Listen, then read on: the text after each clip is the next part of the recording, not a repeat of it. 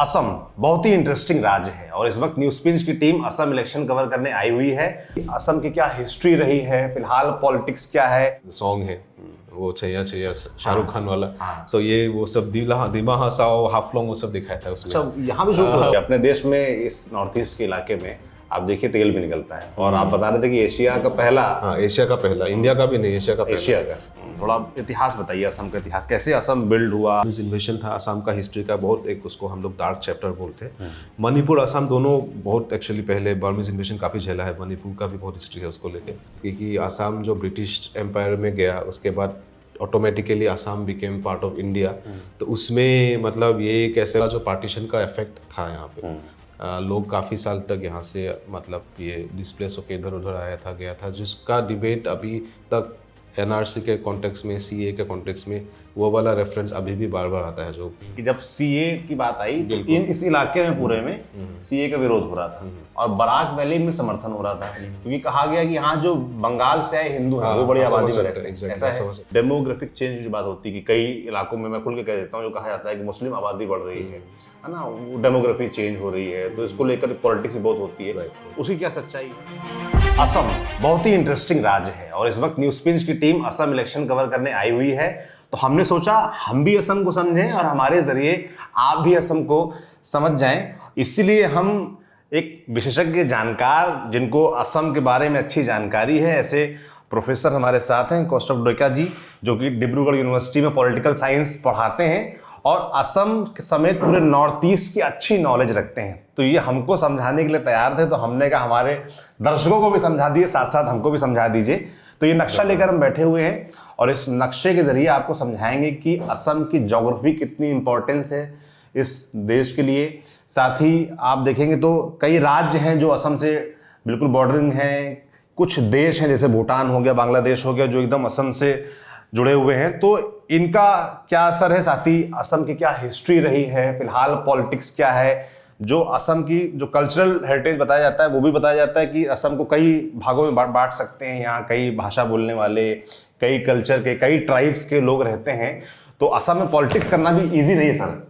बिल्कुल। तो शुरुआत कैसे करेंगे, थोड़ा नक्शे के बारे में समझाइए, क्योंकि नक्शा ही ऐसी चीज है जो किसी भी राज्य के बारे में जानना हमारे लिए ईजी कर देता है, इसलिए नक्शा आपके जरिए हम ले आए हैं। थोड़ा समझाइए असम को कैसे समझा जाए, कौन से यहाँ पे पार्ट्स हैं जिस पे डिवाइड कर सकते हैं असम को, कौन से बड़े शहर हैं वहाँ शुरू करते हैं। जी, तो पहले तो सौरभ जी, हम सौरभ दांगोरिया बोलते हैं असमीज में। अच्छा, तो Saurabh Dangoria, thank you for coming here, धन्यवाद यहाँ आने के लिए। आपको थैंक यू सर, आप समझिए हमको। जी, तो आपने जैसे बोला असम में ज्योग्राफी, हिस्ट्री दोनों का काफी महत्व रहा है जी।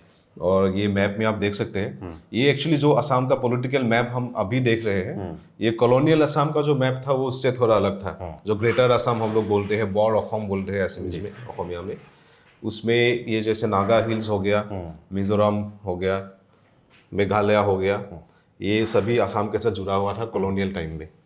जो कॉलोनियल मैप था उससे थोड़ा मतलब बढ़ के था जी। और त्रिपुरा, मणिपुर पहले से वो प्रिंसली स्टेट रहे हैं, वो अपना किंगडम है उनका।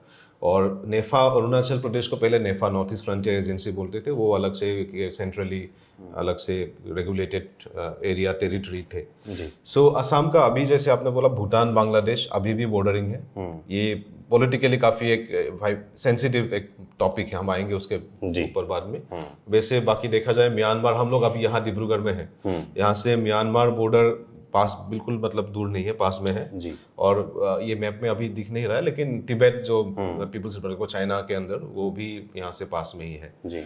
और ये डिब्रूगढ़ हो गया, जैसे तिनसुकिया, डिब्रूगढ़, धेमाजी, लखीमपुर, शिवसागर, जोरहाट, गोलाघाट, ये सब हम लोग जिसको अपर असम, अच्छा, और असमीज में उजोनी असम बोलते हैं। ये मतलब रिवर का एक एक्चुअली कॉनोटेशन है। ये रिवर बहुत ही इंपॉर्टेंट रिवर है, ब्रह्मपुत्र रिवर है। और इसकी आप चौड़ाई देखिए, मैं नक्शे में सर देख रहा था तो मैंने नोटिस किया कि जो गंगा की चौड़ाई है उससे भी ज्यादा चौड़ी दिखती है ब्रह्मपुत्र। थोड़ा इसके बारे में बताइए। एब्सोल्युटली। अभी हम जो जहाँ डिब्रूगढ़ में है, यहाँ पे एक्चुअली ब्रह्मपुत्र का भी सबसे एक one of the widest expense यहाँ पे डिब्रूगढ़ में है। और यहाँ पे थोड़ा ऊपर जाके ये लोहित रिवर और आपका सियांग, दिबांग, ऐसे बड़ा बड़ा नदी मिलके ब्रह्मपुत्र शुरू होता है यहाँ से। और उन सब रिवर का भी अपना अपना ही सिग्निफिकेंस अलग से है। जैसे आपका डिब्रूगढ़ में जो बोगीबील ब्रिज है, यहाँ से अभी हम लोग जहाँ पे है यहाँ से होगा शायद 20 किलोमीटर 25 किलोमीटर दूर में, ये डिब्रूगढ़ और धेमाजी डिस्ट्रिक्ट को कनेक्ट करते हैं। ये longest, one of India's longest rail cum road bridge है अभी। और ये रिवर अपस्ट्रीम डाउनस्ट्रीम को लेके अपर असम लोअर असम जो हम लोग बोलते हैं, अच्छा, रिवर यहाँ से फ्लो करके नीचे जाके यहाँ से बिल्कुल जाके बांग्लादेश में मिलके मेघना रिवर के साथ मिलके बे ऑफ बंगाल में वो यहाँ से जाता है। अच्छा, मतलब ये ब्रह्मपुत्र के ऊपर है वो अपर असम है, हाँ जी। और उसके नीचे जो है वो लोअर असम। ये वहाँ पे अपस्ट्रीम, हम लोग अपस्ट्रीम में है अभी, ये डाउनस्ट्रीम यहाँ से जा रहा है अभी। अच्छा, और यहाँ पे ये सब डिस्ट्रिक्ट ये सेंट्रल हो गया, जैसे स्टार्टिंग फ्रॉम आप बोल सकते हैं विश्वनाथ, सोनीतपुर जिसको हम तेजपुर बोल के लोग ज़्यादा जानते हैं उसको, और दरंग हो गया, कामरूप, ये सब यहाँ से ये ऑलमोस्ट मिडिल असम। और बाद में गुवाहाटी से बोल सकते हैं आप, नौगांव गुवाहाटी के आगे से जो लोअर असम शुरू होता है, गुवाहाटी जिसको हम लोग कामरूप डिस्ट्रिक्ट बोलते हैं। Guwahati is actually one part of that. Kamrup metropolitan, Kamrup rural बोल के दो भाग में इसको बांटा जाता है, जिसमें दिसपुर जिसमें आता है जो कैपिटल ऑफ असम जो है जी। और ये फिर यहाँ से जाके आप लोग मतलब ये यहाँ के इंटरेस्टिंगली यहाँ का एक पार्ट फिर अलग एक रीजन में मतलब हम लोग देख सकते हैं। सो बोडोलैंड ऐसे बोल सकते हैं कि पूरा असम मैप को एक्चुअली हम लोग मान लीजिए कि 4 भाग में हम लोग देख सकते हैं उसको। कैसे, कौन कौन से? ये हम लोग ऑलरेडी अपर असम हमने बोला, ठीक है, जो एक एक करके बोलते हैं। हाँ, अपर असम में जैसे ये डिस्ट्रिक्ट का नाम आप लोग देख सकते हैं मैप में, और हम लोग ने भी बोला ये जियोग्राफिकली थोड़ा अपस्ट्रीम रिवर्स उसमें है, और ये मोस्टली जो हिमालयन ईस्टर्न हिमालयन बेल्ट है उसके बिल्कुल नीचे है। और ये उसका हम लोग अगर एक रिसोर्स के पॉइंट ऑफ व्यू से उसका थोड़ा सिग्निफिकेंस देखें, सो कॉलोनियल टाइम में जितना भी इंडस्ट्री फर्स्ट डेवलप हुआ था, रिसोर्स जो हुआ था, जो एक्सप्लोरेशन हुआ था ऑयल का, जैसे डिगबोई हम लोग मैप पे देखेंगे तो आपका ये होगा पानी तुला हो गया, एक सेकंड, डिगबोई ये डिगबोई सब लोग को पता होगा जो भी थोड़ा हिस्ट्री का जानकार है। डिगबोई में जो ऑयल वेल फर्स्ट डिस्कवर हुआ था 1899 में। सो 1901 उस टाइम में एशिया का फर्स्ट ऑयल रिफाइनरी ये यहाँ पे सेटअप हुआ था डिगबोई में। लेकिन इसका इतिहास उससे भी पहले का है। ये सेम एरिया ऐसा है जिसमें टिम्बर का जो साइंटिफिक ब्रिटिश ने जो प्लांटेशन शुरू किया था, टीक वगैरह जी, तो कॉलोनियल टिम्बर सप्लाई का एक मेन सोर्स था ये। रेन फॉरेस्ट को उसने टिम्बर फॉरेस्ट में कन्वर्ट करके, सो सेम एरिया में फिर टी भी आ गया, कोल भी आ गया। मार्गेरिटा यहाँ पे है, मार्गेरिटा ये नॉर्थ ईस्ट कोल फील्ड का हेडक्वार्टर है। अच्छा, और इनका जो आसपास का ये जो एरिया है, चांगलांग, लोंगडिंग, खोंसा, ये सभी एरिया ये अरुणाचल के अंदर है। ये अरुणाचल नागालैंड बॉर्डर है एक्चुअली। ये सभी एरिया प्रॉपर कोल बेल्ट है, कोल और बाकी जो वुड वाला, टीक वाला, ये सब प्रोडक्ट्स। सो ये बहुत रिसोर्स रिच है उस हिसाब से। नेचुरल रिसोर्सेज काफी, मतलब बहुत सारे लोग मुझे लगता है हिंदुस्तान में नहीं जानते होंगे कि अपने देश में इस नॉर्थ ईस्ट के इलाके में आप देखिए तेल भी निकलता है। और आप बता रहे थे कि एशिया का पहला, हाँ एशिया का पहला, इंडिया का भी नहीं, एशिया का पहला, एशिया का ऑयल रिफाइनरी। सो बाकी आगे जाके फिर नेचुरल गैस भी जो आया, सो गैस फील्ड्स है काफी। और बाकी मतलब इंडस्ट्री के लोग बोलते हैं अभी gas is, as you know, oil से ज्यादा अभी गैस इज द थिंग। अभी नेक्स्ट मतलब ऑयल धीरे धीरे कम हो रहा है, लेकिन गैस अभी भी अबंडेंट है। तो नया नया गैस फील्ड अभी भी एक्चुअली डिस्कवर हो रहा है यहाँ पे। सो तिनसुकिया, डिब्रूगढ़, शिवसागर, चराइलो, ये रिसोर्स रिच, और उस हिसाब से इंडस्ट्री भी काफ़ी कॉलोनियल टाइम से ही डेवलप हुआ था। अच्छा, जिसको बहुत सारे लोग थोड़ा क्रिटिकली देखने से रिसोर्स फ्रंटियर बोल के कॉन्सेप्ट बोलते हैं। मतलब ये फ्रंटियर था लेकिन रिसोर्स काफ़ी एक्सप्लोर हुआ था, उस हिसाब से मिलिटराइजेशन भी हुआ था। ट्रेन ट्रैक्स, इंडिया का one of the oldest 3rd railway track जो स्मॉल पैच था, ये यहाँ पे आपका मार्गेरिटा, लीडो, माकुम, ये एरिया पे लार्जली यहाँ पे सेटअप हुआ था। मोस्टली वो उसके लिए कोल और टिम्बर लगे। ब्रह्मपुत्र डिब्रूगढ़ में बहुत फेमस, बहुत इंपॉर्टेंट एक स्टीमर घाट था। अच्छा, तो यहाँ से ये आके बिल्कुल ऐसे ऐसे जाके फिर कोलकाता जाके दिस वाज द पूरा channel. So river as a navigation channel, ये मतलब ब्रिटिश ने काफ़ी एक्सप्लॉइट किया उसको।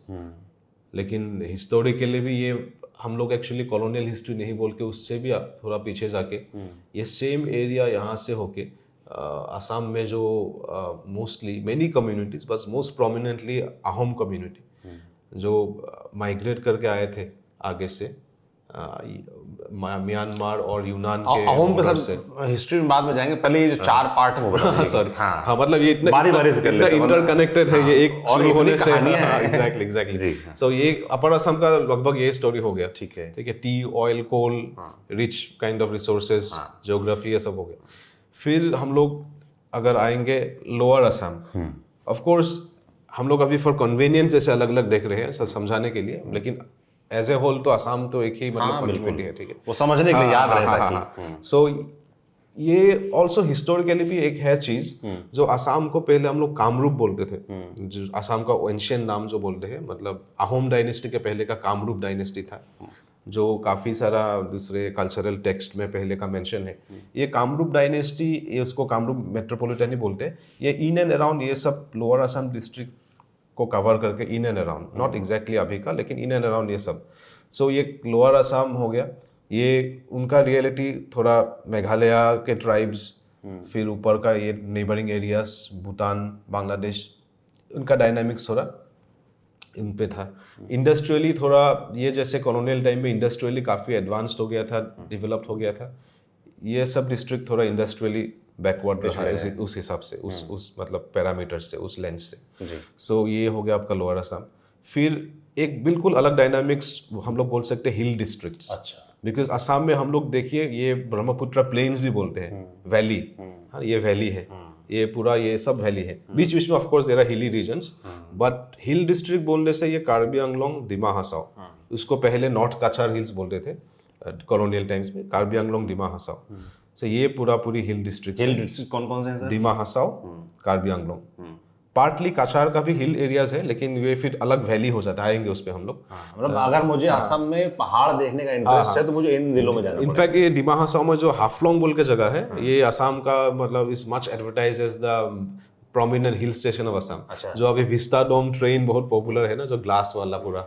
सो गुवाहाटी टू दिमा हसाओ एक विस्टा डोम एक ट्रेन जाता है, काफी टूरिस्ट उसमें जाते हैं। जैसे मैं पहली बार असम आया हूँ, नॉर्थ ईस्ट ही बल्कि मैं पहली बार आया हूँ, तो मेरे मन में था कि असम जाएंगे पहाड़ होंगे। exactly. डिब्रूगढ़ उतरा पहाड़ नहीं दिख रहा। हाँ वो जो स्टीरियोटाइप होता है, वो स्टीरियोटाइप, ये हिल एरियाज है। फॉर एग्जांपल एक ट्रिविया देता हूँ आपको, जो दिल से मूवी था मणिरत्नम का, जो उसमें फेमस गान सॉन्ग है वो छैया छैया, शाहरुख खान वाला। सो ये वो सब दिमा हसाओ, हाफलोंग, वो सब दिखाया था उसमें। अच्छा, यहाँ भी वो स्टोरी लाइन ही असम है ना, स्टोरी लाइन उसका मेन स्टोरी असम में था, वो असम इंसर्जेंसी दिखाता था उस मूवी में। सो जो मलाइका अरोड़ा एक ट्रेन में डांस वाला सीक्वेंस है ना, वो सब ये मतलब बैकग्राउंड ये सब जगह का था। सो एनीवेज कार्बी आंगलोंग, दिमा हसाओ, ये हो गया हिल डिस्ट्रिक्ट। दूसरा वैली जो है वो बोलते हैं Barak river, Barak valley, Barak valley, Surma valley भी बोलते हैं उसको, दो नाम है उसमें, लेकिन बराक रिवर है तो बराक वैली से। ब्रह्मपुत्र रिवर हो गया, यहाँ पे एक बड़ा रिवर है बराक, वहाँ का हेडक्वार्टर है सिलचर, जो काचार डिस्ट्रिक्ट। जी। सो यहाँ पे again historically also culturally linguistically काफ़ी इनका क्या था, ये कुछ हिस्टोरिकली बंगाल के साथ, मतलब उस टाइम पे जो अनडिवाइडेड बंगाल था, बांग्लादेश नहीं बना था, ईस्ट पाकिस्तान के पहले जो बंगाल था, उनके साथ थोड़ा उनका कनेक्शन था। लिंग्विस्टिकली काफ़ी मतलब लोगों का आना जाना था, कल्चरली, इसीलिए this is mostly a Bengali speaking region. Although having said that, यहाँ पे काफ़ी सारा ट्राइब्स है। कछार जो है नाम ही मतलब कछारी, जो एक बोरो का एक वो है, लार्जर आइडेंटिटी है कछारी। सो कछार उनके नाम से था। तो वहाँ पे भी था ये, उनके साथ थोड़ा मणिपुर हिस्ट्री के भी साथ भी कनेक्ट था, आप देख सकते हैं ये पास में है। तो इस साइड में ये 3 डिस्ट्रिक्ट काफ़ी अलग पॉलिटिकली, जैसे बराक वैली के बारे में मुझे कोई बता रहा था कि जब सीए की बात आई तो इस इलाके में पूरे में सीए का विरोध हो रहा था, और बराक वैली में समर्थन हो रहा था, क्योंकि कहा गया कि यहाँ जो बंगाल से आए हिंदू हैं वो बड़ी आबादी में रहते हैं। ऐसा समझ सकते हैं। उनका ये पुराना डिमांड भी था कि हमें परसिक्यूशन बहुत होता है हमारा आइडेंटिटी को लेके। सो उनका ये मानना था कि दिस इज इसी के बारे में उनको नागरिकता मिल जाएगी। हाँ वो जो संशय रहता है। तो उसी एग्जांपल से आप देख सकते हैं असम में कितना डाइवर्सिटी है इश्यूज को। 3 आपने बताया, एक अपर असम पूरा हो गया, ये सेंट्रल आपने बताया, ये 4 हो गया, ये हिल डिस्ट्रिक्ट हो गए, और 4 Barak Valley. So that's it. अब 5वां हो गया बोरोलैंड। हाँ, अगर हम बराक वैली को अलग एक पूरा अलग से देखें तो टोटल 5 आप बोल सकते हैं। ये इनफैक्ट बहुत इंटरेस्टिंग है, क्योंकि पॉलिटिकली सबसे रिसेंट लेकिन सबसे पावरफुल जो आप बोल सकते हैं एक्सप्रेशन इसको लेके है, क्योंकि ये जो बोरो ट्राइब्स, आसाम में क्या है कि पहले से ही ट्राइब्स को मोर और लेस दो भाग में देखा जाया है, जो प्लेन ट्राइब्स, हिल ट्राइब, ऐसे थोड़ा कैटेगरी में, अगेन कॉलोनियल कैटेगरी। सो बोरोज जो है उनको हम लोग प्लेन ट्राइब्स बोलते हैं, जो वैली में रहते हैं, और ये जो हो गया हिल ट्राइब्स। आप सब थोड़ा पानी पी लीजिए जी। तो ये बड़ा इंटरेस्टिंग लग रहा है मुझे कि पहली चीज तो ये क्लियर हो गई कि किस तरीके, किस 5 नजरिए से असम को देखा जा सकता है। जाहिर सी बात है कि सब ज्वाइंट है, सब लोग एक साथ रहते हैं, एक राज्य है, सब है।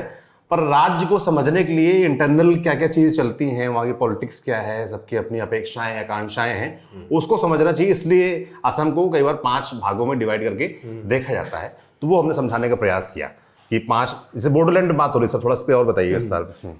बोडोलैंड में बात करने में एक और मुझे एक पॉइंट अभी मतलब थोड़ा इंटरेस्टिंग पॉइंट है कि अभी जैसे पॉलिटिकल मैप ऑफ असम हम लोग एक ऐसे मैप देख रहे हैं, लेकिन इसी मैप के अंदर एक्चुअली हो सकता है कि 2-3 और मैप पे इसके अंदर छुपे हुए हैं। अच्छा। क्योंकि मतलब डिमांड्स को देख के, जैसे बोडोलैंड है, उन लोग का एक बहुत ये मतलब अपीलिंग और काफ़ी पावरफुल एक वो था, मतलब स्लोगन था जो बोरो मूवमेंट के टाइम पे काफ़ी उभर के आया था। वो था डिवाइड असम 50-50। अच्छा। उन लोग का ये मेन क्लैरियन कॉल था, डिवाइड असम 50-50। और वो रेथोरिक था, रेथोरिकल था वैसे, लेकिन वो सिर्फ दिखाना चाहते थे कि बोरो लोग ऐसे साइड साइड में ये सभी जगह पे कैसे स्प्रेड आउट है, और उनको अलग से कार्व करके अलग से एक बोरोलैंड आइडेंटिटी अलग स्टेट चाहिए। तो separate state movement, hill state movement, Dima Hasao, Karbi Anglong का अपना हिल स्टेट एक मूवमेंट था, पार्टी भी था एक, ऑल पार्टी हिल्स कॉन्फ्रेंस बोल के, वो सीट इलेक्शन में जीते भी है पहले। सो एक टाइम पे अपर असम का भी एक डिमांड था, अपर असम का अपना एक अलग से आइडेंटिटी बोल के अपर असम परिषद बोल के एक पार्टी थे। सो ऐसे मतलब असम के अंदर ही आप लोग एक्चुअली हिडन मैप्स काफी सारे हैं, एक मैप के अंदर काफी सारे अलग अलग मैप अपने छिपे हुए हैं। तो डाइवर्सिटी हमने बात किया, उससे मतलब ये भी रिफ्लेक्ट होता है। बिल्कुल। तो ये हमने मैप समझ लिया मोटा मोटी। अब सब थोड़ा इतिहास पे चलते हैं, क्योंकि इतिहास बड़ा इंटरेस्टिंग है असम का। मैंने अहोम साम्राज्य के बारे में सुना, उसकी कहानी बड़ी इंटरेस्टिंग है। थोड़ा इतिहास बताइए, असम का इतिहास, कैसे असम बिल्ड हुआ, किस तरह के लोग पहले यहाँ रहते थे। जैसे अहोम के बारे में बोला जाता है कि वो थाईलैंड से आए लोग थे, यहाँ बसे, फिर उनका लंबा साम्राज्य चला। थाईलैंड नहीं, बट एनीवेज टाई ग्रुप है। काफी टाइम पे टाई थाई का थोड़ा वो कंफ्यूजन होता है। टाई एथनिक ग्रुप है, मतलब ये आसाम में एक्चुअली देयर आर 6 टाई ग्रुप्स, 6 टाई कम्युनिटी है। और ये हिस्टोरिकली जैसे अभी जो यूनान प्रोविंस है चाइना का, यूनान म्यांमार के बॉर्डरिंग रीजन, मतलब वहाँ से मुंग माओ बोल के, मुआंग माओ से वो लोग आए थे ऐसे बोलते हैं। उसमें भी काफ़ी डिबेट से हिस्टोरियंस को बीच में, लेकिन ब्रॉडली ये एक्सेप्टेड है कि उसी रीजन से एक आपके 12th सेंचुरी में उसी रीजन से आए थे वो लोग। क्योंकि आप जानते होंगे अहोम कम्युनिटी और स्पेशली द जो स्टेट था, उनका एक स्पेशल एक सिग्निफिकेंस था कि वो क्रॉनिकल्स डिलीजेंटली, काफ़ी सिस्टमेटिक हिसाब से क्रॉनिकल्स रिकॉर्ड्स मेंटेन होता था उनका। जो हिस्ट्री उनका काफ़ी सिस्टमेटिकली साइंटिफिक वे में मेंटेन होता था। तो काफ़ी सारा information because of that also हम लोग आज जान सकते हैं। तो वो एक्चुअली क्वेश्चन आपने जो बोला बहुत लार्ज, मतलब उसके ऊपर भी हम लोग बहुत सारा बात उसमें हो सकता है। तो अहोम का जैसे हमने बोला, वो उस हिसाब से देखे जाए तो 12th सेंचुरी जो यहाँ से आपका ये यहाँ के एक एरिया से ये मतलब ये नामरूप है ना यहाँ पे, सो यहाँ का एक स्पेसिफिक पॉइंट है जहाँ मतलब अभी भी वो है, वो मार्कर जहाँ पे तो अहोम जो प्रिंस आया था, अच्छा, वो फर्स्ट आके यहाँ पे अपने एक मार्कर डाला था, बोल के अनाउंस किया था हम आए हैं बोल के। वो लैंड ऑफ गोल्डन पैडी बोल के एक जगह है, सुंदुन मुंगखाम बोलते हैं वो टाई उसमें। सो अभी भी ये मार्कर है। तो ये थोड़ा एक यहाँ पे पटकाई माउंटेन रेंज है, ये जो रेंज है ईस्टर्न हिमालयाज यहाँ पे ऑलमोस्ट खत्म होता है, जो पटकाई रेंज शुरू होता है यहाँ से साइड से। सो पटकाई रेंज क्रॉस करके जो आपका एक पुराना एंशियंट माइग्रेशन कॉरिडोर है, वहाँ से पहले से भी काफ़ी लोग आए हैं वहाँ पे। सो अलग अलग टाइम में अलग अलग कम्युनिटी वहाँ से आए हैं। सो वहाँ से आके फिर वो ये जो खोंसा चांगलांग, ये एक्चुअली डिफरेंट कम्युनिटीज़ है, नोक्टे वांछो, ये सब कुछ कुछ कम्युनिटी है। उनके साथ उनका फर्स्ट एनकाउंटर हुआ, कांटेक्ट हुआ, धीरे धीरे करके फिर यहाँ से फिर वो लोग आए। ये शिवसागर जो मोस्टली उनका सबसे फेमस कैपिटल था जी, 2-3 अलग अलग जगह पे कैपिटल था। और फिर अभी ये सबको पता है यूनेस्को हेरिटेज ये साइट, अभी नॉर्थ ईस्ट का ओनली यूनेस्को हेरिटेज साइट है चौराइडो, जो रॉयल बैरियल ग्राउंड है, ये उससे पास है। और last capital Jorhat, before the colonial मतलब एनेक्सेशन एनकाउंटर जो वो सब उस फेज में। और ये ब्रॉडली मतलब ऑल्दो कैपिटल्स इधर उधर थे, लेकिन at their peak of power as you know बहुत फेमस बैटल हुआ था सरायघाट बैटल बोल के, लाचित बोरफुकन जिसका नाम आप सबको पता है। वो यहाँ पे सरायघाट, तो ये ब्रिज है ना, ये यहाँ पे सरायघाट ब्रिज होगा। यहाँ मैप में इतना ठीक से नहीं दिखाई दे रहा है, लेकिन ये यहाँ पे आसपास यहीं पे होगा सरायघाट। सो पीक ऑफ पावर तो ये बिल्कुल यहाँ तक आके आउटसाइड असम तक भी गया था उनका इन्फ्लुएंस, लेकिन ब्रॉडली मोरलेस इधर उधर धमाजी लखीमपुर तक भी था। सो ये था अहोम का हिस्ट्री मोरलेस। लेकिन हालांकि यहाँ पे अलग किंगडम्स भी थे, अलग अहोम के, कुछ कुछ को एग्जिस्टिंग अहोम्स, कुछ कुछ प्री डेटिंग अहोम। जैसे फॉर एग्जांपल एक का I will mention because it's important in present context, Chutia community बोल के, छुतिया जो 6 ग्रुप्स आपको न्यूज़ में मिल रहा होगा ना, जो एसटी डिमांड लेके आए हैं, तो छुतिया किंगडम ये भी एक टाइम पे काफ़ी एस्टैब्लिश्ड इवॉल्व किंगडम था। सो अहोम के साथ उनका क्लैश भी हुआ था, धीरे धीरे करके वो अहोम बिकेम मोर डोमिनेंट और कुछ कुछ मर्ज भी हो गया था उस हिसाब से। और बाकी Kachari kingdom was very prominent एक टाइम पे। ये अगेन आसाम के आउटसाइड भी, जो नागालैंड के दिमापुर है, वो दिमासा कछारी का ये मेन एक सीट था। सो ऐसे ही आसाम में अलग भी दूसरा इम्पोर्टेंट किंगडम्स रहा है। ये हो गया यहाँ पे। और इस साइड में डोरोंग जैसे हो गया, जो आपका डोरोंग में भी इम्पोर्टेंट वो मतलब इतना इवॉल्व नहीं होने से भी था, लेकिन किंगडम जो भूटान के साथ उनका काफ़ी रिलेशन था। अच्छा, ये that history is again, Bhutan के साथ काफ़ी हिस्ट्री है यहाँ पे जी। और कामरूप को ऑलरेडी हमने बोला, कामरूप एंशिएंट टाइम में एस्टैब्लिश किंगडम था। बाद में धीरे धीरे कामरूप का ऐसे किंगडम थोड़ा थोड़ा कम हो गया। इसमें थोड़ा क्या हुआ कि थोड़ा जमींदारी टाइप, जिसको हम लोग राजा भी बोल सकते हैं, लेकिन इतना इवॉल्व किंगडम जैसा नहीं था, लेकिन स्मॉल स्केल किंग्स, कभी कभी ट्राइबल चीफ भी था, कभी कभी ऐसे जमींदार, बहुत एस्टैब्लिश जमींदार था। जैसे धुबरी, ये ग्वालपाड़ा गौरीपुर, इसमें बहुत फेमस एक गौरीपुर का राजा ही बोलते थे उनको, जमींदार था, जिसके फैमिली से बहुत फेमस प्रतिमा पांडे बरुआ बोल के फोक सिंगर, काफ़ी इंटरनेशनली नोन, वो आए थे वहाँ से। सो ये इस साइड का हिस्ट्री थोड़ा स्लाइटली इन्फॉर्म्ड बाय एक टाइप का फ्यूडलिज्म, जो यहाँ पे semi feudal semi tribal type का आप लोग देख सकते हैं। So with in that lot of diversity है इस हिसाब से। बिल्कुल, तो ये तो हो गई हिस्टोरिकल चीज़ें, ये राजे रजवाड़े कहाँ थे, कैसे रूल कर रहे थे, क्या था। अब थोड़ा कॉलोनियल पे आ जाते हैं कि आज़ादी के पहले क्या था, फिर आज़ादी के बाद, ये 2 पार्ट थोड़ा सा बताइए सर। डेफिनेटली। सो आज़ादी के पहले as you can see British जो पहले आए, दो यू कैन से 2-3 उससे देख सकते हैं, पर्सपेक्टिव से हम देख सकते हैं। एक तो था ऑफ कोर्स वो अपना बिजनेस एक्सपैंड करने के लिए आए थे, साथ में ही थोड़ा बहुत वो रिलीजन भी थोड़ा स्प्रेड करने के लिए मिशनरीज भी आए थे। सो उस हिसाब से क्योंकि first Ahom seat of power Sivasagar, Rangpur बोलते हैं उस टाइम में, रंगपुर शिवसागर ये सब था। और ब्रिटिश आया ही था, मतलब जो बर्मीज इन्वेशन हुआ था म्यांमार से जी, जो बर्मीज इन्वेशन था, असम का हिस्ट्री का बहुत एक, उसको हम लोग डार्क चैप्टर बोलते हैं। मणिपुर असम दोनों बहुत एक्चुअली पहले बर्मीज इन्वेशन काफ़ी झेला है, मणिपुर का भी बहुत हिस्ट्री है उसको लेके। लेकिन लास्ट वाला जो था आपका 2-3 बार हुआ था at the turn of 19th century, 18, 15, 20 उस टाइम पे काफ़ी बार ये सब बर्मीज अटैक हुआ था। और बर्मीज अटैक हो के अहोम किंगडम थोड़ा वीक होके बर्मा के साथ काफ़ी सारा रेजिस्टेंस अलग अलग, ये पूरा मैप में आप देखोगे बहुत सारा पॉइंट ऐसे है, हम लोग मतलब आसाम हिस्ट्री में even folk stories, folk songs उसमें मेंशन होता है, जहाँ जहाँ बड़ा बड़ा फाइट हुआ था, थोड़ा सब मिलके उसको रेजिस्टेंस दिया था, फिर बर्मीज आर्मी ने ओवररन किया।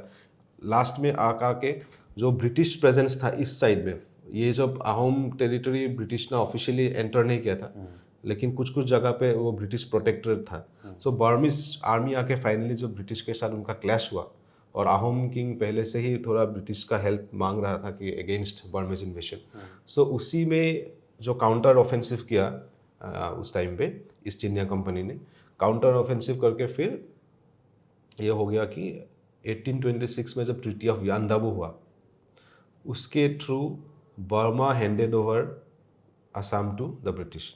ये अभी भी असम पॉलिटिक्स में ये मेंशन अभी भी होता है कि ये असम कैसे मतलब ये ब्रिटिश के अंदर गया था, दिस हमने कभी कंसेंट उनका नहीं दिया था, ये थर्ड पार्टी ने दिया था। सो काफ़ी सारा इनफैक्ट जो अभी पीछे जाके आगे जाके जो इंसर्जेंसी का वो शुरू हुआ, तो ये पॉइंट काफ़ी सारा टाइम ये पॉइंट मेंशन होता है कि असम जो ब्रिटिश एम्पायर में गया उसके बाद automatically Assam became part of India. तो उसमें मतलब ये कैसे हुआ कि कॉन्सेंट तो ये किंग ऑफ बर्मा ने असम को दिया था as a act of treaty.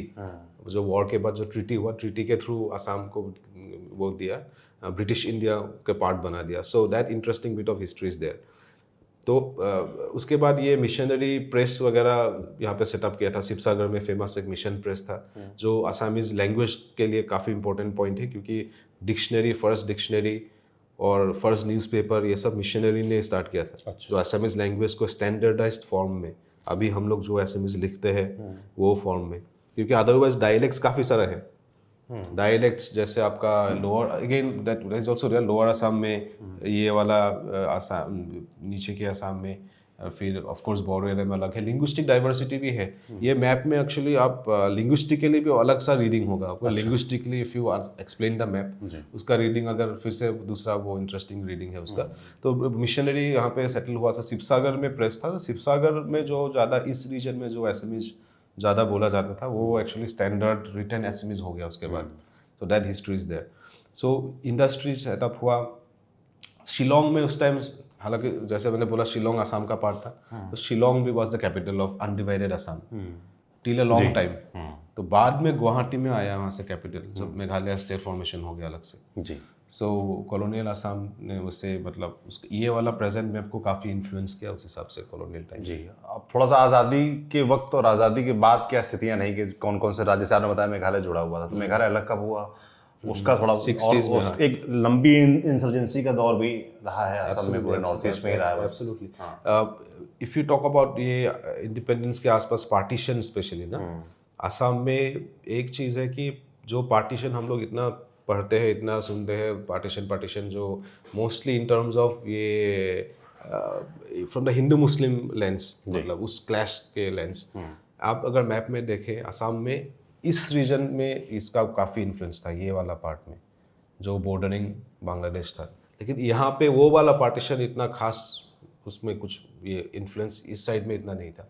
हालांकि इसका पार्टीशन भी एक दूसरा टाइप का पार्टीशन है, जो आपका जो मतलब साइलेंट एक पार्टीशन था, जो म्यांमार के साथ फॉर एग्जांपल रिलेशनशिप थोड़ा कट ऑफ हो गया था उस टाइम पे। और ये बहुत सारा लोग इनफैक्ट म्यांमार से भाग के भी वापस आए थे, क्योंकि बहुत सारा लोग स्पेशली अपर असम का, मणिपुर का, बहुत सारा म्यांमार के साथ उनका बहुत ट्राइविंग रिलेशन था।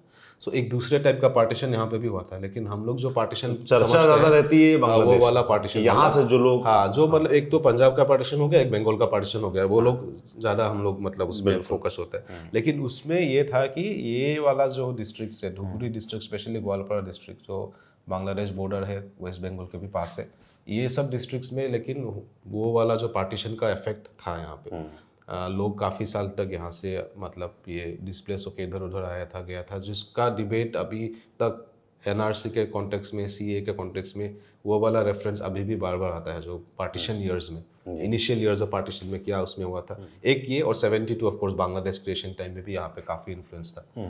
ये लोग 65 वॉर में, जब हमने इस पे बात करी ली है कि हिंदू मुस्लिम फैक्टर बहुत चलता है असम में, और हाल के सालों में इसकी चर्चा बहुत बढ़ भी गई है, सीए एनआरसी के दौर में और बढ़ी, और अब तो इलेक्शन का भी एक बड़ा मुद्दा वो रहता है। तो मैं उस लिहाज से जानना चाहता हूँ कि डेमोग्राफिक चेंज की बड़ी बात हो रही है ना, देश में तमाम हिस्सों में होती है और असम में भी बहुत ज़्यादा होती है, नॉर्थ ईस्ट में कई जगहों पर होती है, और असम में एक पॉलिटिकल मुद्दा भी है वो। तो थोड़ा सा मैं, क्योंकि जब उस परिप्रेक्ष्य में बात हो रही है तो मैं समझना चाहूंगा कि डेमोग्राफिक चेंज की बात होती है कि कई इलाकों में, मैं खुल के कह देता हूँ, जो कहा जाता है कि मुस्लिम आबादी बढ़ रही है ना, वो डेमोग्राफी चेंज हो रही है, तो इसको लेकर पॉलिटिक्स बहुत होती है। उसकी क्या सच्चाई है, कितना नहीं है, कहाँ हुआ है, क्या हुआ, वो समझाइए दर्शकों को। इसको अगेन मतलब हम लोग 2-3 नज़रिए से उसको देख सकते हैं। एक ये है कि जो असम का ये जो बॉर्डरिंग रीजन्स है ना, धुबरी ग्वालपारा सब हो गया, बॉर्डरिंग रीजन्स हो गया, ये उसमें डेमोग्राफिक चेंज जो हुआ है उसमें नेचुरली ये मुस्लिम डोमिनेंट रीजन है ये डिस्ट्रिक्ट्स ना, तो उसमें काफ़ी सारा मतलब एक बड़ा लेवल में डेमोग्राफिक वो हुआ है, इंक्रीज़ हुआ है। तो उसको लेके ऑफ कोर्स कोई ऐसा इन्फ्लुएंस भी उसको ऐसे लगा सकता है कि दैट मीन्स इन्फ्लक्स हुआ है, लोग यहाँ से आए हैं। हालांकि ये भी स्टडी है कि वो भी दिखाता है कि ऐसा नहीं कि उसमें बाकी जो इंडिकेटर्स है, मतलब पॉपुलेशन को लेकर जितना स्टडी अलग जगह में भी होते हैं, पॉपुलेशन क्यों किसी जगह में हाई होता है, मतलब पॉपुलेशन ग्रोथ क्यों ज़्यादा होता है, तो हो सकता है कि हेल्थ केयर के ऊपर इंफॉर्मेशन, एडुकेशन, वो सब भी कारक हो सकता है। सो ये भी यहाँ पे एक मतलब दोनों इंटरप्रिटेशन है उनको लेके कि ये क्यों यहाँ पे इतना हाई डेमोग्राफिक चेंजेस है। और बाकी असम में आप देख सकते हैं विद इन असम ये थोड़ा पिक्चर कॉम्प्लेक्स है।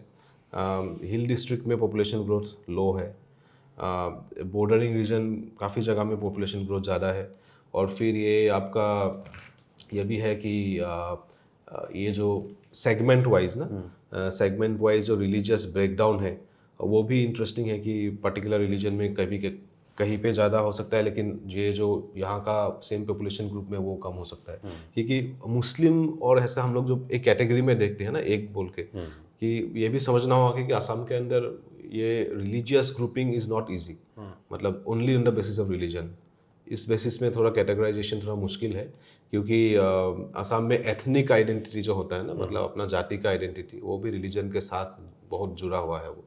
क्योंकि ये शिवसागर, डिब्रूगढ़, जोरहाट, इस सब में भी सिग्निफिकेंट मुस्लिम पॉपुलेशन यहाँ पे भी है, लेकिन वो अपना आइडेंटिटी थोड़ा अलग से ट्रेस करेगा। वो बोलेगा हम लोग अहोम किंग के टाइम से है, कई उनके पहले अहोम किंग ने हमको रखा है यहाँ पे। सो वो अपना एथनिक आइडेंटिटी थोड़ा अलग से देखेगा। तो थोड़ा असमी स्पीकिंग और बंगाली स्पीकिंग ये भी बहुत बात चलती है। तो थोड़ा सा सर इंसर्जेंसी के दौर के बारे में थोड़ा बता दीजिए, फिर प्रेजेंट पे आ जाते हैं कि करंट डे पॉलिटिक्स क्या चल रही है। जी हाँ, बोले तो इंसर्जेंसी भी अभी उसका भी हिस्ट्री काफ़ी थोड़ा कठिन है, मतलब कॉम्प्लेक्स है। ये ऑफ कोर्स शुरू हुआ था अगेन हमारा अपर असम रीजन से शुरू हुआ था, जो United Liberation Front of Assam, ULFA बोलते हैं, अल्फा बोलते हैं असमीज में, हम लोग सबको पता है। ये शिवसागर में उनका हिस्टोरिक ये रोंगघर है।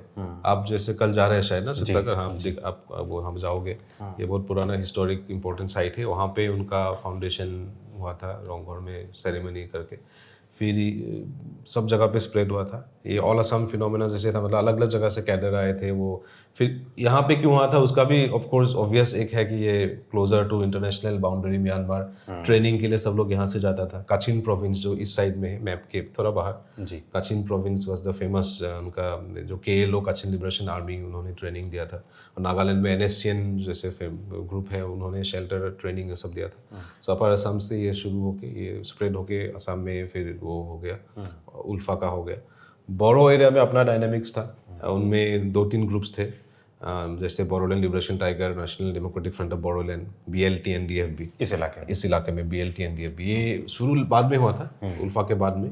काफ़ी लोग का बोलना है एज ए रिएक्शन भी बोल सकते हैं ये शुरू हुआ था ये, लेकिन काफ़ी जल्दी काफ़ी स्ट्रॉन्ग होल्ड बना लिया था अपना।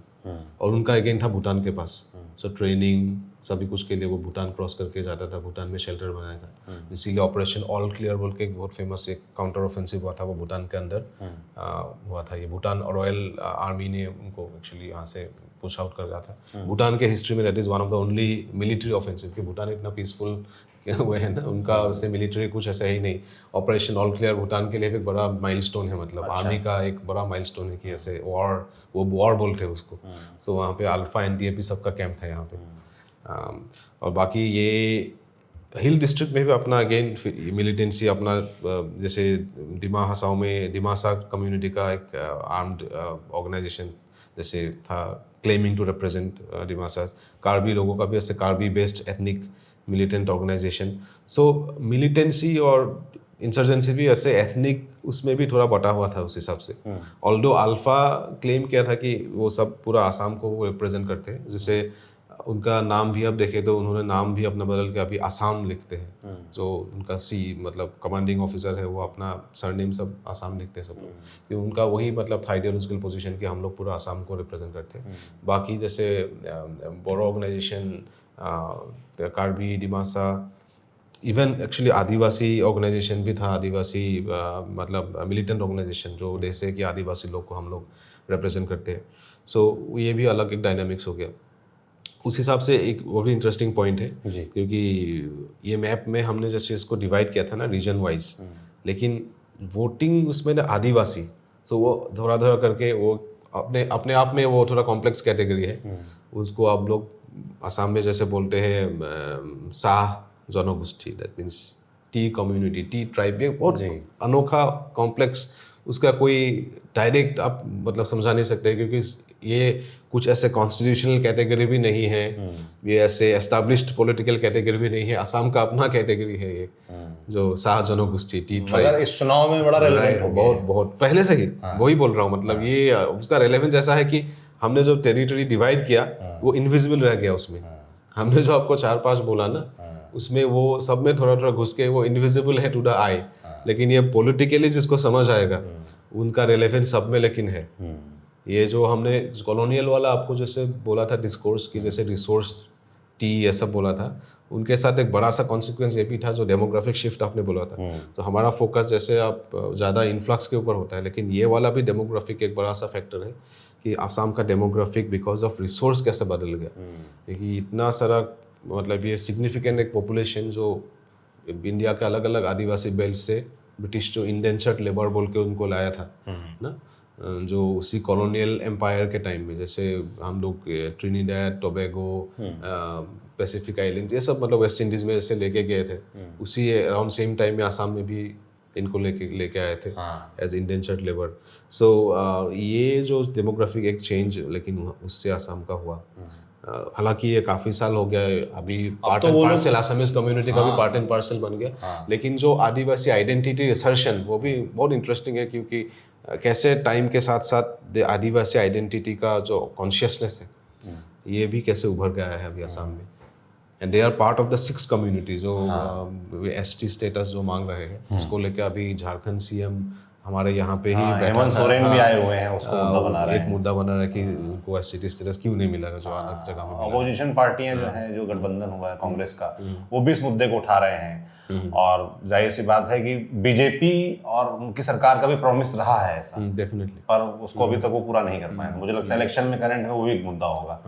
तो अब क्योंकि करंट में आ ही गए हैं, तो अब करंट असम की बात कर लेते हैं। अभी क्या पॉलिटिक्स चल रही है, अभी फिलहाल इलेक्शंस में क्या मुद्दे हैं, जो हमने रीजन वाइज बांटा, सबके क्या क्या एस्पिरेशंस हैं? एक तो हम असम एज ए होल, पूरा असम को देखेंगे, और वो हो सकता है कि भारत के अन्य प्रदेशों के सेम ही होगा, लेकिन जो विकास डेवलपमेंट एक सबसे प्राइमरी लेकिन कॉमन सब्सटेंशियल जो इशू है डेवलपमेंट विकास। और असम का, हालांकि असम का ये था, असम का पहले से जो इमेज भी था कि थोड़ा कुछ मामलों में थोड़ा बैकवर्ड है, जैसे कनेक्टिविटी इंफ्रास्ट्रक्चर में पीछे है असम, इस टाइप का जैसा थोड़ा इमेज था। वो मतलब इस सरकार ने काफ़ी कॉन्शियसली उसको टारगेट किया है कि उसको बदलना है। हमने 10 साल में बदला है उसको। सो आप देखोगे कि लॉट ऑफ कैंपेन्स में वो उसको सामने रख के काफ़ी कैंपेन हुआ है। इंफ्रास्ट्रक्चर में डेवलपमेंट किया। हाँ, सो रोड इंफ्रास्ट्रक्चर, सब टाइप का रोड, ब्रिजेस, अलग अलग टाइप का infrastructure, big infrastructure, smaller infrastructure, connectivity, उसको लेके काफ़ी सारा फोकस कनेक्टिविटी को लेके। सो एक एस्पिरेशन, मतलब एस्पिरेशन को मान सकते हैं हम लोग, जो अपवर्ड मोबिलिटी के लिए जो एस्पिरेशन है, वो एक फैक्टर सब अक्रॉस मतलब डिस्ट्रिक्ट्स, अक्रॉस सेक्शन एक कॉमन एक है पर्सपेक्टिव की एस्पिरेशन है। लेकिन अलग साथ में ही जो पोलराइजेशन का जो एजेंडा है, राइट, वो definitely if you see as an manifestos of party, जो असम में जो हम लोग एक वर्ड यूज होता है खिलौंजिया, जो इंग्लिश का डायरेक्ट ट्रांसलेशन नहीं होने से लूज ट्रांसलेशन होगा इंडिजिनस, और सन्स ऑफ द सॉइल भी आप बोल सकते हैं। सो इंडिजिनस, राइट्स ऑफ इंडिजिनस, वो आसाम पॉलिटिक्स का एक पुराना मतलब ये इम्पोर्टेंट कोर इशू रहा है। आपको पता है आसाम मूवमेंट, उससे पहले का भी हिस्ट्री देखने से काफ़ी सारा पोलिटिसाइजेशन उसके ऊपर होता है। वो मोबिलाइजेशन काफ़ी उसमें होता अभी भी है। तो इस इलेक्शन में भी ये जैसे स्पेशली लैंड राइट्स, जमीन का जो पट्टा होता है वो डिस्ट्रीब्यूशन गवर्नमेंट ने इस बार काफ़ी डिस्ट्रीब्यूशन किया है। और एजेंडा में अभी इवन ओपोजिशन के एजेंडा में कांग्रेस तो अभी रिसेंटली रिलीज किया है मैनिफेस्टो, उन्होंने भी प्रॉमिस किया है कि वो आगे वो उससे भी ज़्यादा वो करेगा, जो माटी का जो पट्टा है वो रेगुलराइज करेगा, सबको डिस्ट्रीब्यूट करेगा। ट्राइब्स के बीच ज़्यादा इसकी टी ट्राइब्स का, क्योंकि उनके लिए थोड़ा ये इमोटिव इशू भी है, डिग्निटी का इशू भी है कि हम लोग इतने सालों से उसी में है, लेकिन हमारा वो था नहीं, उसमें जमीन का जो अधिकार उसमें था नहीं। सो ये मतलब ये उसके साथ जो इंडिजिनस राइट्स, सो दो विकास और आत्माधिकार, मतलब ये जो ये एथनिक बेसिस में हो सकता है, लैंग्वेज बेसिस में हो सकता है, ये दोनों साथ साथ में मुद्दे हैं। और बाकी स्पेसिफिक जगह जगह पे आप देखोगे कॉन्स्टिट्यूएंसी में ऐसा ऐसा कॉन्स्टिट्यूएंसी होगा जिसमें कुछ सिलेक्ट मुद्दा हो सकता है, वो तो लोकल जैसे, मुद्दे हो गए। लोकल, लेकिन उसका रिपरकशन होगा। फॉर एग्जांपल आपको मैं एक चीज बताता हूँ, एक ग्वालपारा धुबुरी और एक होगा सपोज शिवसागर डिब्रूगढ़ और जोरहाट भी हो सकता है उसमें, क्योंकि असम पॉलिटिक्स में अभी ऐसा बहुत सारा रेफरेंस ड्रॉ होता है कि ग्वालपारा धुबुरी को लेकर रेफरेंस होता है कि ये जगह कैसे धीरे धीरे, मतलब जो परसेप्शन है कि ये ऐसे एक पर्टिकुलर रिलीजन यहाँ पे बहुत ज़्यादा हावी हो गया है, सो बाकी जगह ऐसे फ्रेज यूज होता है कि आसाम में सब जगह ग्वालपारा बन जाएगा, धुबुरी बन जाएगा, ऐसा एक फ्रेज ऐसे पॉलिटिक्स में अभी नैरेटिव में उसको लाया गया है जी। लेकिन काउंटर ऐसा भी होता है कि इस बार देखिए काफ़ी सारा पार्टीज ने टिकट नॉन असेंबली स्पीकर्स को टिकट दिया है। वो अपना पार्टी का अपना डिसीजन है, अपना उसका रीज़न रहा होगा, जस्टिफिकेशन रहा होगा, लेकिन ये आर्ग्यूमेंट भी है कि अगर हमको फॉर एग्जांपल गुवाहाटी में एक फेमस अभी कॉन्टेस्ट, गुवाहाटी में एक बहुत मतलब नोटिसेबल कॉन्टेस्ट एक है जिसमें काफ़ी लोगों का नज़र है उसमें, एक गुवाहाटी में सेंट्रल गुवाहाटी सीट में एक नॉन असेंबली स्पीकर एक कैंडिडेट को रूलिंग पार्टी ने टिकट दिया है, जिसके अगेंस्ट जो अलायंस है, जो गठबंधन है, उसने यंगेस्ट एमएलए मतलब कॉन्टेस्टर, यंगेस्ट कॉन्टेस्टिंग कैंडिडेट को खड़ा किया है, 27 years, she is a woman, so उनको खड़ा किया है उनके अगेंस्ट। सो एक इंटरेस्टिंग कॉन्टेस्ट वहाँ पे है। सो एक आर्गूमेंट ये है कि अगर हम लोग ये ग्वालपारा नहीं बनने देना है उसको, गुवाहाटी को, तो हम लोग शिवसागर को ग्वालपारा नहीं बनने देना है, तो हम लोग शिवसागर को गुवाहाटी भी नहीं बनने देंगे, क्योंकि हमें मतलब if we are not accepting एक पर्टिकुलर रिलीजन का कोई आउटसाइडर इज आउटसाइडर, मतलब कि अगर धर्म के आधार पे भी नहीं करेंगे तो भाषा के आधार पे करेंगे। वहाँ वो असम का एक पुराना डिबेट जो है, मतलब ये उसको हमको ये पॉइंट हमको उस पॉइंट पे लेके जाता है कि आसामीज जो नेशनलिज्म है, जो जातीयतावाद का जो धारा है, उसका क्या मेन फैक्टर है। ये सीए टाइम में भी वही डिबेट था कि भाषा इम्पोर्टेंट है कि धर्म इम्पोर्टेंट है, विच इज़ प्राइमरी, रिलीजन और लैंग्वेज। ये सीए टाइम में भी काफ़ी ये डिबेट चला था उसमें। सो ये डिबेट बार बार घूम फिर के डिबेट आता है आसाम में कि किसके ऊपर फोकस होगा, हम लोग किसको प्राइमरी इंपॉर्टेंस देंगे, प्रायोरिटी किसको देंगे, भाषा को देंगे कि धर्म को देंगे। ये डिबेट इसी इलेक्शन में भी उसका रिफ्लेक्शन फिर से थोड़ा आएगा इस बार। तो जैसे अब थोड़ा बोडोलैंड के बारे में बात कर लेंगे, इनकी क्या एस्पिरेशन है, क्योंकि यहाँ तो अलग से इनको ऑटोनॉमी भी मिली हुई है, अलग से पूरा रूल होता है। मतलब ये आपने इम्पोर्टेंट पॉइंट रखा, क्योंकि ये पॉइंट भी इम्पोर्टेंट है कि असम के अंदर एक स्पेशल प्रोविजन है जो कॉन्स्टिट्यूशनल 6 शेड्यूल बोलते हैं, शेड्यूल 6, जो ये हिल डिस्ट्रिक्ट्स में है और बीटीसी, जिसकी डिमांड लद्दाख में भी होती है कि हमें भी दार्जिलिंग हैज बीन डिमांडिंग ये सब, मतलब ये और काफ़ी सारा है। Ladakh is the primary example. Ladakh से ये लोग अभी बड़ा मूवमेंट चल रहा है वहाँ, इसको ये आके गए हैं अभी, हमारा सोनम वांगचुक आए थे, ही वाज विजिटिंग ये हिल डिस्ट्रिक्ट असम का विजिट करके गए थे सोनम वांगचुक। सो एनीवे, उनका क्या है कि ये जो मिलिटेंसी बेस्ड एक बहुत पावरफुल एथनिक मूवमेंट था और जिसके स्टूडेंट्स ऑर्गेनाइजेशन पे काफ़ी स्ट्रॉन्ग थे।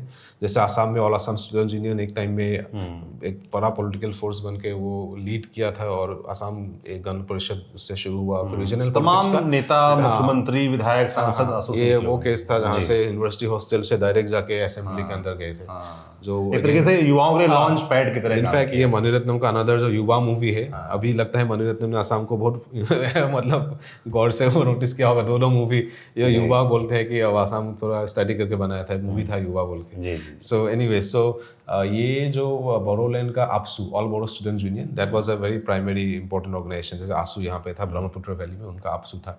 सो BLT जो था ऑर्गेनाइजेशन, वो जब सरेंडर मतलब आर्म्स ले डाउन किया, उससे BPF party largely, not direct पर लार्जली, बोडोलैंड पीपल्स फ्रंट बोल के पार्टी वहाँ से आया, जो इलेक्शन पूरा क्लीन स्वीप किया। जो एकॉर्ड हुआ था, बोडो एकॉर्ड 2003, उसके बाद BPF ने स्वीप किया।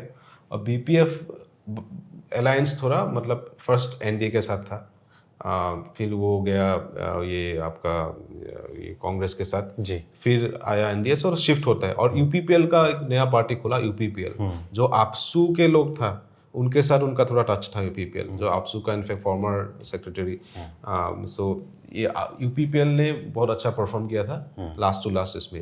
रिसेंट BTC इलेक्शन में फिर ये आपका BPF फिर से स्ट्रांगली अभी वापस आ गया है। सो बहुत लोग का मानना है कि ये जो BTC का जो सीट्स है वहाँ पे they might play a very crucial role, मतलब ये उनके इलेक्शन में कि किन के साथ ये होंगे, क्योंकि दे हैव ए एडवांटेज कि वो फोकस्ड है ये 4 डिस्ट्रिक्ट के अपना इशू को लेके, एंड उनका भी दूसरा एजेंडाज है, वो कल्चरली और अपना थोड़ा rights they want to secure linguistically. So outside BTC area में भी बोरो लोग इधर उधर थोड़ा बहुत है, जैसे ये आपका धेमाजी एरिया में कुछ बोरो लोग है। नॉर्थ बैंक हम जिसको बोलते हैं ना, वो भी असम का अलग एक आइडेंटिफिकेशन है, south bank north bank. So north bank में ये पूरा एक बेल्ट, विश्वनाथ, गहपुर, ऐसे एक एरिया है जो जहाँ जहाँ बड़ो बड़ो पॉपुलेशन बैठा हुआ है अलग अलग जगह पे। जी। अच्छा, बड़े शहर कौन कौन से हैं असम में? डिब्रूगढ़ हम जहाँ पे है अभी, ये हिस्टोरिकली इम्पोर्टेंट था, अभी ऑफिशियली भी आसाम गवर्नमेंट ने उसको सेकंड कैपिटल एक डिक्लेयर किया है। यहाँ पे सेक्रेटरीट अभी रिसेंटली बना है, आसाम असेंबली बैठता है यहाँ पे। उसके पीछे भी मैं एक अलग पॉलिटिक्स सुन रहा हूँ। जी। वो एक मतलब, हाँ मतलब डिब्रूगढ़ का पहले भी, मतलब पहले से भी एक कॉलोनियल और इंडस्ट्रियल उस हिसाब से उनका अपना ही अलग अलग लेवल में इम्पोर्टेंस था। जी। So Tinsukia is a very important industrial town. Actually Dibrugarh क्या हुआ, अर्थक्वेक जो 1950 में, one of the biggest earthquake of the world, big earthquake of 1950 बोलते हैं वो, मतलब रिक्टर स्केल में अप टू 9 के आसपास था। अच्छा। उसमें डिब्रूगढ़ कॉलोनियल टाउन बहुत सारा नदी में चला गया, जो ब्रिटिश टाइम में डिब्रूगढ़ टाउन था। सो उसके बाद थोड़ा इंडस्ट्रियल एक्टिविटी तिनसुकिया भी शिफ्ट हुआ है। ऑल्सो जो रेलवे का हेडक्वार्टर है ना, north eastern frontier railway, Tinsukia में उनका बहुत बड़ा प्रेजेंस है। सो रेलवे कनेक्टिविटी, गोडाउन वगैरह बहुत सारे यहाँ पे है। सो डिब्रूगढ़ तिनसुकिया इंडस्ट्रियली इंपॉर्टेंट हो गया। जोरहाट शिवसागर तो हिस्टोरिकली था कि अभी के कॉन्टेक्स्ट में इंडस्ट्रियल टाउन देखने से डिब्रूगढ़ बोल सकते हैं, तिनसुकिया, जोरहाट बोल सकते हैं। फिर इस साइड में कछार ऑफ कोर्स, और यहाँ पे of course Guwahati takes the पूरा शेयर, सबके लिए गुवाहाटी शेयर लेते हैं। लेकिन बोंगाईगांव आपका ये जो टाउन है धुबरी बोंगाईगांव, ये दो, धुबरी बोंगाईगांव में रिफाइनरी है एक दो, और धुबरी बोंगाईगांव का अभी इमर्जिंग एक सिग्निफिकेंस है। इंडिया अभी भूटान के साथ काफ़ी सारा प्लानिंग है अभी, भूटान के साथ। भूटान का जो आपका ये आपका क्या सिटी है, city of mindful, Gelephu. Gelephu बोल के एक city Bhutan is developing in a big way, और वो भी अडानी के साथ। Adani is investing big money. So यहाँ पे कुछ नया इंडस्ट्रियल एक कॉरिडोर भूटान को बेस करके ये प्लानिंग चल रहा है यहाँ पे। गुवाहाटी एयरपोर्ट का भी अपग्रेडेशन हुआ है। और ऑफ कोर्स बांग्लादेश के साथ हमारा जो भी थोड़ा एक वाटर ट्रीटी हुआ है, जो मतलब एक वाटरवेज खोल दिया है इंडिया के लिए बांग्लादेश ने। सो यहाँ पे ये सब एरिया का एक नया एक अपकमिंग एक प्रोमिनेंस उस सब से आएगा, भूटान बांग्लादेश के साथ अभी जो इनिशिएटिव है। तो सबसे पिछड़े मतलब शहर कौन से हैं जहाँ पर अभी बहुत काम हो रही है? ये बोल हिल डिस्ट्रिक्ट ऑफ कोर्स, इंडिकेटर्स में हेल्थ वाइज बाकी सारे इंडिकेटर्स में काफी पीछे है। ये मैं सुन रहा था, कई लोग कह रहे थे कि जो भी विकास हो रहा है, काम हो रहा है, सब गुवाहाटी उसके इर्द गिर्द हो जा रहा है, या ये वो दैट सिंड्रोम इज देयर। ये तो सिंड्रोम है। रीजनल डिफरेंसेस वो काफ़ी है कि एक दो टाउन काफ़ी सारा वो खींच लिया है वो सब। लेकिन अभी क्या है कि काफ़ी सारा स्कीम वगैरह सब डिसेंट्रलाइज्ड भी काफ़ी हो गया है, क्योंकि आपको पता है अभी स्कीम्स काफ़ी बेनिफिशियरी टारगेटेड स्कीम्स है सेक्शन वाइज। तो और कनेक्टिविटी के ऊपर काम जो हुआ है, और थोड़ा लास्ट माइल कनेक्टिविटी, जो छोटे मोटे अंदर के वो सब थे, काफ़ी सारा कनेक्टिविटी जुड़ गया है काफ़ी। तो उस हिसाब से ये सब जगह ऑफ कोर्स कुछ कुछ जगह है कि डेवलपमेंट पेस काफ़ी आगे है उनका, लेकिन इनके साथ इर्द गिर्द का जो मतलब सैटेलाइट, जैसे सैटेलाइट टाउन जब हो गया वो सब अब जुड़ गया है। तो उस हिसाब से थोड़ा स्प्रेड आउट, उस पॉइंट ऑफ व्यू से आप देखें तो स्प्रेड आउट उस हिसाब से हुआ है। लेकिन ये है कि हिस्टोरिकली अगेन, और हिस्टोरिकल भी अभी भी कुछ कुछ इंडिकेटर्स में, हेल्थ, एजुकेशन, उन सब में ये नॉर्थ बैंक भी उनमें आता है, जो ट्रेडिशनली कट ऑफ था, क्योंकि अभी ये धौलाखोडिया एक आगे ब्रिज है, और द डिब्रूगढ़ का हो गया आपका बोगीबिल, और तेजपुर में यहाँ एक ब्रिज है तेजपुर में। ये सभी बाद में बना है। बोगीबिल तो बहुत रिसेंट, तो बाकी इसका आगे तेजपुर था। अभी प्रपोजल और 2-3 ब्रिज का प्रपोजल है अलग अलग, जैसे माजुली में यहाँ एक जोरहाट माजुली कनेक्टिंग ब्रिज का प्रपोजल है। सो आप देख सकते हैं कि ये जब ब्रिज नहीं था, मतलब अभी 10 साल पहले का, बोगीबिल अभी 18 में बना है, तो उससे पहले का सिचुएशन आप देख सकते हैं, क्योंकि धेमाजी यहाँ पे मैप में कितना पास है। लेकिन इन लोगों के लिए डिब्रूगढ़ हॉस्पिटल्स, स्पेशली हॉस्पिटल, क्योंकि डिब्रूगढ़ में आसाम मेडिकल कॉलेज जो है, ये अगेन पूरा नॉर्थ ईस्ट का फर्स्ट मेडिकल कॉलेज। ये कॉलोनियल टाइम में बैरी व्हाइट मेडिकल स्कूल बोल के था, उसको अपग्रेड करके आसाम मेडिकल कॉलेज बनाया था गुवाहाटी से पहले। सो मेडिकली बहुत इंपॉर्टेंट सिटी था ये पहले से ही। लेकिन ये धेमाजी के लोग के लिए ये रिवर क्रॉस करके आना अभी जैसे हार्डली 30 मिनट का मतलब जर्नी होगा, 1 घंटे का जर्नी मान लीजिए धेमाजी से यहाँ रिवर 15-20 मिनट में रिवर क्रॉस होगा। जी। पहले ये कभी कभी तो बिल्कुल इम्पॉसिबल, जा ही नहीं पाता था, नहीं तो भी 2-3 घंटे का पूरा दिन भर का जर्नी था। सो ये स्कूल हॉस्पिटल ये सब मामले में मतलब बिल्कुल कट ऑफ था ये। सो कभी कभी आसाम का काला पानी बोलता था उसको। अच्छा। सो ये सभी रिसेंट डेवलपमेंट अभी हुआ है, मतलब चेंजेस, मतलब डेवलपमेंट बोलने से चेंजेस अभी रिसेंट ही उस हिसाब से। जी। सो वही अभी प्रोफाइल है। तो ये ओवरऑल हो गया एक तरीके से, हमने इतिहास भी समझ लिया, असम को भी समझ लिया, यहाँ के मुद्दे भी समझ लिए, एस्पिरेशंस भी समझ लिए, अलग अलग क्षेत्रों में जो इंसर्जेंसी का दौर चला है उसको भी समझने का प्रयास किया।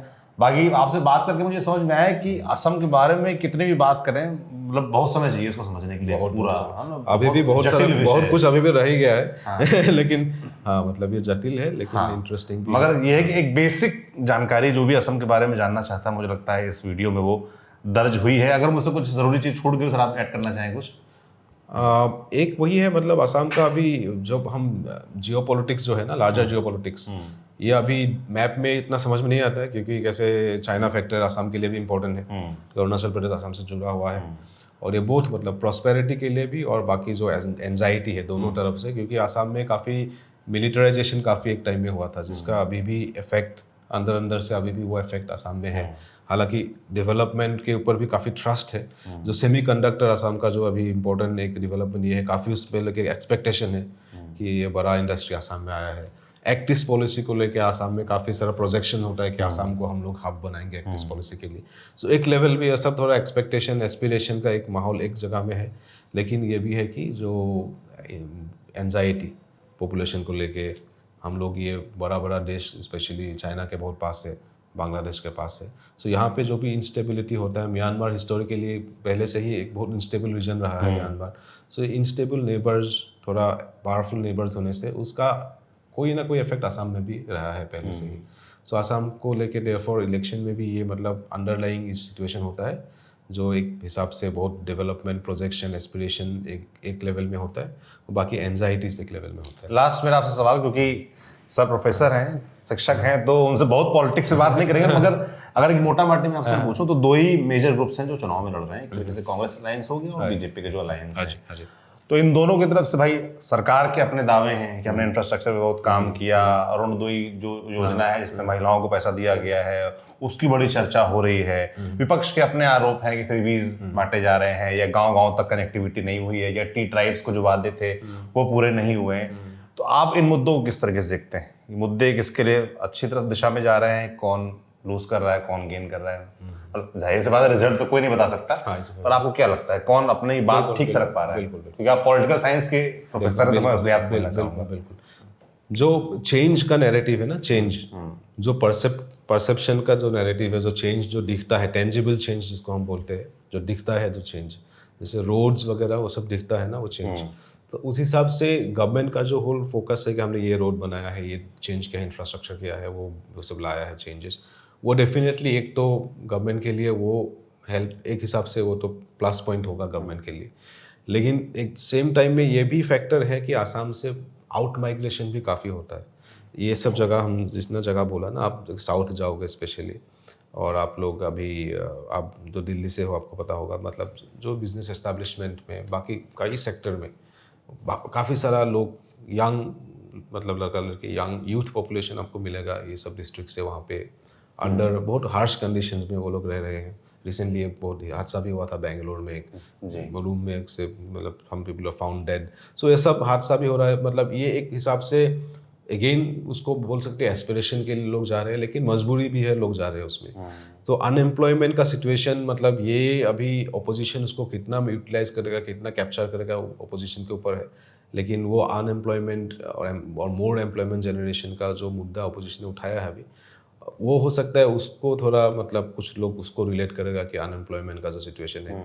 ऑल्दो आपने जैसे बोला काफ़ी सारा स्कीम्स को लेके टारगेटेड डिफरेंट सेक्शंस को गवर्नमेंट ने टारगेट किया है, उसको बेनिफिट्स और हेल्प दिया है, फाइनेंशियल हेल्प दिया है। सो उससे तो डेफिनेटली लोग जुड़े हो उससे। क्योंकि मैं इस इलाके में जब घूम रहा था तो मैंने टी ट्राइब्स खासतौर पर जिनसे जब उनसे बात की तो समझ में आया कि पलायन वाकई एक बड़ा मुद्दा है। और उनके बीच मैंने ये भी समझा कि वो अब नहीं चाहते कि उनके बच्चे ये काम करें, वो सब चाहते हैं कि बच्चे बाहर निकलें, है ना, कुछ जॉब करें, नौकरी करें, सरकारी नौकरी करें, कुछ भी पाएं। और ये भी समझ में आया कि पहले के मुकाबले अब लोग पढ़ लिख ज्यादा रहे हैं, या ग्रेजुएट है, पोस्ट ग्रेजुएट की संख्या ज्यादा हो गई है, और उस मुकाबले जॉब्स नहीं है। तो ये भी एक चैलेंज है, इसलिए पलायन भी हो रहा है। जॉब क्राइसिस है, मतलब स्कूल कॉलेजेस भी पहले से ज़्यादा अभी बढ़ गया है, स्कूल कॉलेज एस्टैब्लिश हुआ है काफ़ी, सो एजुकेशन का वो भी ऊपर आया है। लेकिन अब जैसे बोला, मतलब एज पर एजुकेशन जॉब्स उतना अभी क्रिएट नहीं हुआ है। सो असम का एक हिस्टोरिकली अभी प्रॉब्लम रहा है, मतलब असम का सर्विस सेक्टर वाज मेन मतलब सेक्टर, क्योंकि बिजनेस में इतना खास, it's not a industrial state as such. Industry अगर पिछले 5-10 साल की बात करें, क्योंकि इलेक्शन 5 साल के लिए होता है, तो इंडस्ट्री के लिहाज से क्या मतलब हुआ है खास? क्या इस क्षेत्र में कोई नई इंडस्ट्री आई है, इस क्षेत्र में कोई इंडस्ट्री आई है? गुवाहाटी के बारे में सुनता हूँ, वहाँ इंडस्ट्री डेवलप हो रही है। हाँ, वो सेमीकंडक्टर जो वो, बाकी असम में not in last 5 years but recent बोलने से डिब्रूगढ़ में भी ब्रह्मपुत्र जो गैस क्रैकर लिमिटेड बोलते हैं, जो BCPL, वो एक जो डिब्रूगढ़ डिस्ट्रिक्ट का बड़ा इंडस्ट्री वो हुआ है। बट वो भी एक्चुअली आसाम मूवमेंट का, आसाम एकॉर्ड से भी वो जुड़ा हुआ है। आसाम एकॉर्ड का डिमांड एक था कि यहाँ पे नेचुरल गैस के लिए वी नीड इंडस्ट्री, सो डिब्रूगढ़ में ये बना है। बाकी खास ऐसे मतलब बहुत बड़ा ऐसे सिग्निफिकेंट इंडस्ट्री नहीं होने से भी there are small scale medium size entrepreneurs, काफ़ी लोग ने ट्राई किया है, शुरू किया है अभी। वो आसाम का नया एक ट्रेंड है, मतलब लॉट ऑफ एंटरप्रेन्योर्स अभी निकला है आसाम से वो लोग। लेकिन अगेन वो इंटेंसिव इंडस्ट्री ऐसा नहीं है कि वो बहुत एम्प्लॉयमेंट बहुत बड़ा लेवल में जनरेट करेगा, वो अपने अपने स्तर में लोकली कुछ एम्प्लॉयमेंट जनरेट कर रहा है, लेकिन वो मतलब बड़ा सा कुछ गेम चेंजर टाइप का ऐसे खास नहीं है वो। बिल्कुल। इलेक्शन में फाइट है दोनों अलायंस के बीच, इस पर टिप्पणी करना चाहेंगे? टिप्पणी मतलब हम लोग तो चाहते हैं मतलब एज ए पॉलिटिकल साइंटिस्ट और हेल्थी डेमोक्रेसी के लिए तो कुछ ऐसे इंटरेस्टिंग कुछ होना चाहिए है, इट्स गुड फॉर डेमोक्रेसी। हाँ बिल्कुल, डेमोक्रेसी की अच्छा है कि दोनों पक्ष मुखर होकर अपनी बात रख पाए, सब लोग सुने, फिर जनता असम की डिसाइड करेगी कि किसके हाथ में या वो राज्य देने वाले हैं। क्या तीसरी बार बीजेपी सरकार आएगी, या जो अलायंस देखा है कि हमने 3 लोगों के साथ आए हैं, वो कुछ चमत्कार कर पाएंगे? ये तो थोड़ा हम घूमेंगे, समझेंगे, जानेंगे तो और पता चलेगा जब जनता से, लोगों से मिलेंगे, उनकी क्या बातें हैं, क्या मुद्दे हैं। बाकी बेसिक एक इन्फॉर्मेशन मेरी इच्छा थी कि मैं भी जानूं और आप हमारे जरिए जाने, कौस्तुभ जी के जरिए। सर बहुत बहुत थैंक यू, आपने बड़ा समय दिया हमको, बड़ा विस्तार से समझाया, मैप के जरिए समझाया, तो बहुत सारी चीज़ें मेरे भी समझ में आई, ज्ञान चक्षु खुले मेरे थोड़े से। तो मैं प्रयास करूंगा कि जब मैं घूमूं तो वो मेरे काम आ सके, मदद आ सके। आप लोग भी बताइएगा इस पूरी बातचीत के बारे में आपकी क्या राय है, कोई चीज़ छूट गई हो तो कमेंट बॉक्स में ज़रूर बताएं, तो आगे कभी हम सर से कनेक्ट करके, चाहे न्यूज़ रूम से ही करें, फिर से आपको असम के बारे में, नॉर्थ ईस्ट के बारे में बताते रहेंगे, हम भी जानते रहेंगे। और मुझे लगता है कि जो देश के अन्य हिस्से हैं उनको भी इस हिस्से के बारे में जानते समझते रहना चाहिए, क्योंकि यहाँ एक अलग ही तरह का दौर चला है, और कैसे भारत से ये राज्य सब जुड़े रहे और उसके लिए कितना कुछ करना पड़ा सरकारों को, यहाँ के लोगों को, वो अपने आप में एक लंबा इतिहास है। उसके बारे में तो मतलब जितनी लंबी चर्चा की जाए वो कम है। बाकी sir thank you so much, आपने समय दिया, समझाया। धन्यवाद सौरभ जी। जी, इस तरह की बातचीत हम जारी रखेंगे। इलेक्शंस में न्यूज़ पिंच आप देखते रहें, कोई आपका फीडबैक हो तो वो भी ज़रूर दें। बाकी न्यूज़ पिंच अगर हमारा काम आपको अच्छा लग रहा है, सब्सक्राइब करें। शुक्रिया। मैं सौरभ त्रिपाठी हूँ, कैमरे पीछे ऋषि हैं।